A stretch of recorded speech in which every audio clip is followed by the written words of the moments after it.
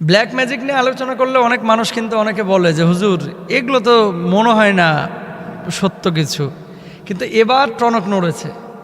বাংলাদেশে এই ধরনের ঘটনাগুলো অতীতে খুব কমই দেখা গেছে। আপনারা কুড়িগ্রামে সম্ভবত দেখেছেন, যমুনা টেলিভিশন না কে যেন নিউজও করলো, পুতুলের মধ্যে 101টা সুই ঢুকাইছে। এই সুই ঢুকিয়ে বাড়ির ইয়াতে উঠানে ফেলে রেখেছে, ছোট্ট বাচ্চা পেয়েছে। পুতুল মনে করে বাড়ির কাছে নিয়ে গেছে, গোটা এলাকা তোলপাড়। শুনেন, আপনাদেরকে একটা কথা বলি, এদেশে চোরের বিচার আছে, ডাকাতের বিচার আছে, ধর্ষণকারীর বিচার আছে, চুরি করলে বিচার আছে, খুন করলে বিচার আছে। এই ধরনের পাপগুলো যারা করে, এই যে ব্ল্যাক ম্যাজিক, আপনি জানেন যে মানুষকে গুলি করে হত্যার চাইতেও এটা কষ্ট দেয় বেশি।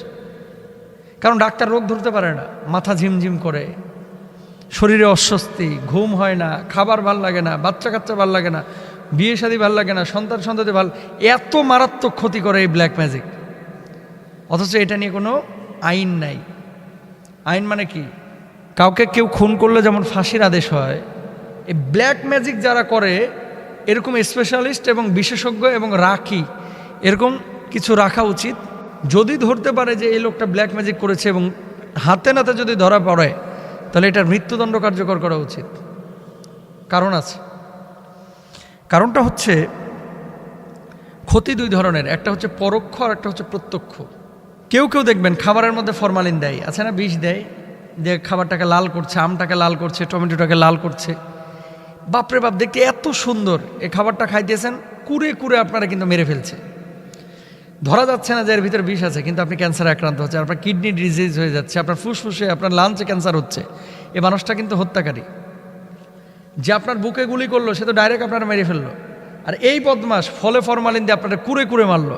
তো দুটাই তো হত্যাকারী, ওটাও হত্যাকারী, এটাও হত্যাকারী। একজন ডাইরেক্ট মারতেছে, প্রত্যক্ষভাবে মারতেছে, আর একজন পরোক্ষভাবে মারতেছে। ক্লিয়ার? এই যে ব্ল্যাক ম্যাজিক যারা করে, রংপুরের এই যে কুড়িগ্রামের যে ঘটনাটা, 101টা সুই বিঁধছে এর ভিতরে, 101টা। কি মারাত্মক কথা! আল্লাহ বাঁচাইছে, হয়তো বা শুরুতে ধরা পড়ে গেছে। এটা যদি জায়গা মতো সে গেঁথে দিতে পারতো, আর যদি কন্টিনিউয়াস এরকম থেকে যেত। আল্লাহ রাসূল সাল্লাল্লাহু আলাইহি ওয়াসাল্লামকে অসুস্থ করে ফেলেছে। আপনি কি মনে করতেছেন 6টা মাস আল্লাহ রাসূল অসুস্থ ছিলেন? কোনো কিছু নবীজির ভাল লাগে না, কোনো কিছু ভাল লাগে না। ইহুদি এক দুষ্টের মাধ্যমে নবীজির কিছু চুল, এই চুলের অংশ, এটা নিয়ে খেজুরের কাণ্ডের মধ্যে এই ব্ল্যাক ম্যাজিক করে ফেলে রেখেছিল। কিচ্ছু ভাল লাগে না নবীজির, অসুস্থ হয়ে যাচ্ছে। আল্লাহ তাআলা জিবরিল আমিনের মাধ্যমে আল্লাহ নবীকে জানাইলেন কিছু একটা হয়েছে, সেটা হচ্ছে এই, আপনি সাহাবীদেরকে পাঠান। সাহাবীদেরকে পাঠানো হলো, আলী রাদিয়াল্লাহু তাআলা আনহু সম্ভবত সঙ্গে ছিলেন। ওই কূপের মধ্যে জিবরিল আমিন যেখানে বলেছিলেন, ওই কূপের মধ্যে আসলে হাত দিয়ে পরে খেজুরের কাণ্ডটাকে তুলে নিয়ে আসলেন। নিয়ে আসার পরে দেখলেন একটা দুইটা না, 11টা গিট্টি দেওয়া হয়েছে, 11টা, নবীজিকে অসুস্থ করার জন্য। আল্লাহ নবী সাল্লাল্লাহু আলাইহি ওয়াসাল্লাম তখন কি করলেন? দোয়া করলেন যে আল্লাহ আপনি আমাকে সুস্থ করেন। আল্লাহ রাব্বুল আলামিন সূরা ফালাক নাস নাজিল করলেন। নবীজি আমল করলেন, তেলাওয়াত করলেন, সাহাবীরা আমল করলেন। কুল আউযু বিরাব্বিল ফালাক যেমনি বলতেছেন, একটা গিট্টি খুলে যাচ্ছে। কুল আউযু বিরাব্বিন নাস বলছেন, একটা গিট খুলে যাচ্ছে। তো সূরা ফালাক নাস ব্ল্যাক ম্যাজিক কাটানোর জন্য হচ্ছে একটা কার্যকরী উত্তম আমল। এজন্য বলি যে বাড়িতে সবসময় সূরা বাকারার আমল দিয়ে রাখেন।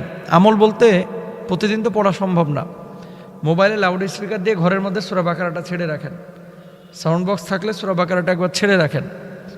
এই ধরনের ব্ল্যাক ম্যাজিক যারা করে, এদের মূলত ঈমান নাই, এরা কুফরি করে। কোনো মুসলমানের স্বভাব এই ধরনের জাদুটোনা হতে পারে না, এটা কাফেরের স্বভাব, এটা বেঈমানের স্বভাব। এই কুফরি কালামগুলো, এগুলো কাফের বেঈমানের চরিত্র। এটা যে কত বড় ভয়াবহ, এটা আপনি যতদিন সাফার না করবেন আপনি বুঝবেন না।